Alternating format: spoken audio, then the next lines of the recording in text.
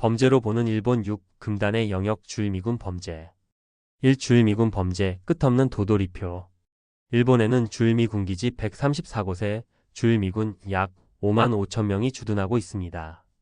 주일미군은 일본이 패전한 1945년부터 도쿄, 히로시마, 홋카이도, 오키나와 등 일본 곳곳에 쭉 주둔해 왔습니다. 그런데 일본에서 주일미군 관계자, 주일미군 당사자, 군무원, 가족이 저지르는 범죄는 금단의 영역으로 통합니다. 주일미군이 어떤 범죄를 저질러도 수사와 처벌이 가로막히는 경우가 비일비재하기 때문입니다. 앞서 밀 양국은 1960년 주일미군의 지위에 관한 밀 지위협정을 체결했습니다. 밀 지위협정은 주일미군이 사생활 중 범죄를 벌일 때만 일본 당국이 수사와 재판을 맡고 공무 중 발생한 범죄는 미국 측이 맡도록 규정하고 있습니다. 공무와 사생활의 경계가 모호하기 때문에 범죄를 저지른 주일미군은 대개 공무 중이라고 주장하며 빠져나가는 경우가 많습니다. 일본 마이니치 신문은 2020년 5월 30일 보도에서 밀 지위협정을 두고 주일미군의 여러 문제를 낳는 흉기 수사와 기소 같은 일본 사법의 근간에 관한 문제라고 지적하면서 미군에 대한 많은 특별 대우가 계속되고 있다고 비판했습니다. 보도에 따르면 일본에서는 주일미군이 일본인을 총으로 쏘고 음주운전으로 사람을 들이받는 등 어떤 범죄를 저질러도 공무 중이었다고 주장하면 빠져나갈 수 있는 기적의 논리가 통하고 있습니다.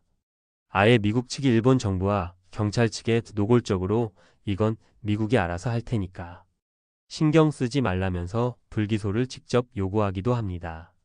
또 미국의 눈치를 보는 일본 정부가 주일미군 범죄 수사를 맡은 경찰관에게 불기소를 압박하기도 합니다. 설령 주일미군이 일본 경찰의 수사를 받는다고 해도 주일미군 범죄자들의 기소율은 일본인과 비교해 상당히 낮습니다. 범죄를 저지른 주일미군으로선 기소되지 않으니 재판받을 일도 처벌받을 일도 사라지는 것입니다. 2023년 기준 범죄를 저지른 일본인들을 대상으로 한 평균 기소율은 30% 후반대로 집계됐습니다. 그러나 주일미군 관계자가 벌인 범죄의 기소율은 21.3%에 그쳐 차이가 큰 것으로 나타났습니다. 이번에는 주일미군이 제대로 처벌받지 않고 풀려난 사례를 짚어봅시다. 2005년 도쿄에서 주한미군 병사가 초등학교 3학년 학생을 차로 들이받고 뺑소니 친 사건이 있었습니다. 그런데 해당 병사는 기소되지도 않았고 주일미군 내부에서 급여 삭감 등 가벼운 징계 처분을 받았을 뿐입니다. 2021년에는 요코스카 미 해군기지 소속 리즈 알코니스 대위가 자동차로 일본인을 들이받는 사건이 있었습니다. 당시 2명이 사망했고 1명이 다쳤습니다. 알코니스 대위는 일본 경찰에 체포돼 일본 법정에서 재판을 받았고 2022년 10월 금고 3년형이 확정됐습니다. 그런데 알코니스 대위는 일본에서 금고형을 마치지 않고 2023년 12월 갑자기 미국으로 이송됐습니다. 이후 한 달 만에 가석방으로 풀려나 미국에서 자유의 몸이 됐습니다. 이와 관련해 당시 조 바이든 대통령 등 미국 정치 고위층이 키시다 후미오 일본 총리를 압박한 것이란 시각이 있습니다. 이 주일미군 범죄 유형과 피해. 주일미군사령부는 일단 주일미군 범죄가 들통나면 사죄 표명 없이 일본 지역사회와의 우정, 소통 강화를 언급하곤 합니다. 그런데 이후에도 어김없이 비슷한 범죄가 되풀이되기 일쑤입니다. 그렇다면 주일미군은 구체적으로 어떤 범죄를 저지르고 있으며 그 피해는 얼마나 될까요? 주일미군은 일본에서 살인, 과실치사, 성폭행, 폭행, 빈집털이, 사기 등 여러 범죄를 일으키고 있습니다. 특히 성폭행 범죄가 일본인들의 분노를 들끓게 했는데 1995년 주일미군 병사 3명이 미성년자, 소녀를 집단으로 강간한 사건, 2016년 주일미군 출신 군무원이 여성을 성폭행한 사건, 2023년 주일미군 해병대 소속 군무원이 여성을 성폭행한 사건 등이 알려져 있습니다. 주일미군 범죄에 따른 일본인 사망자도 발생하고 있습니다. 일본 공산당은 2011년 9월 8일 기관지 신문 아카하타에서 주일미군 병사와 군무원 등이 일으킨 사건, 범죄는 1952년부터 2010년까지 약 21만 건이었으며 주일미군 범죄에 따른 일본인 사망자는 1088명에 이르렀다라고 지적했습니다. 2019년 2월에는 요코스카 미 해군기지 인근에서 주일미군 부사관이 일본인 택시 운전사를 살해하는 사건이 있었습니다. 당시 논란이 거셌고 일본 사회의 공분도 컸습니다. 하지만 이런 일부 사례를 제외하면 지금까지 일본인들이 주일미군이 벌인 어떤 범죄에 휘말렸는지, 사망한 숫자가 얼마나 되는지는 구체적으로 알 수 없습니다. 미일 양국 정부가 정확한 통계를 공개하고 있지 않기 때문입니다. 특히 주일미군 범죄는 주일미군 기지의 70%가 몰린 오키나와에서 자주 일어납니다. 오키나와는 일본 패전 이후 미국이 점령했다가 1972년 일본에 반환한 곳입니다. 오키나와 경찰본부는 1972년부터 2023년까지 미군 기지에서 일하는 미군 관계자가 벌인 범죄 건수가 6,235건으로 집계됐다고 밝혔습니다. 이는 오키나와 경찰본부가 적발한 것으로 실제 범죄 건수는 더 많을 것으로 짐작됩니다. 이 가운데 빈집털이가 49%, 상해 협박 등 조포, 거칠고 난폭하다는 뜻범죄가 18%, 살인과 여성을 상대로 한 폭력 등이 9.4% 순으로 나타났습니다.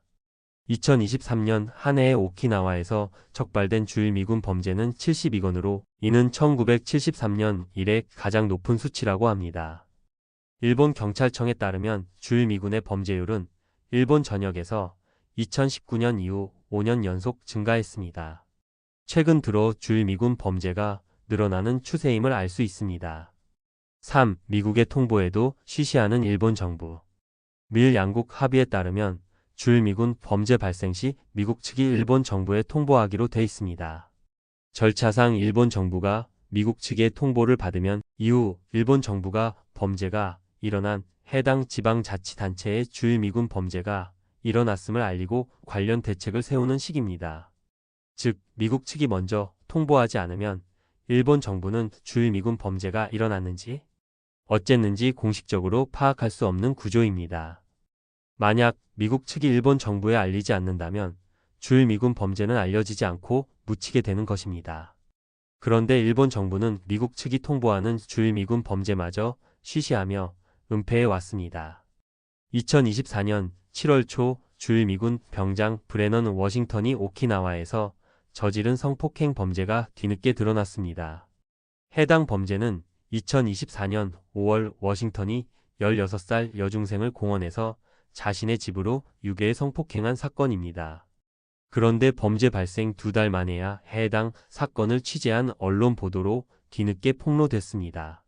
논란이 커지자 7월 3일 일본 정부 대변인인 하야시 요시마사 관방장관은 기자회견에서 워싱턴이 저지른 범죄 이외에도 지난해 이후 보도, 발표하지 않은 미군 관계자의 비슷한 사안이 3건 더 있다라며 범죄와 관련한 주일미군 관계자는 모두 불기소됐다고 밝혔습니다.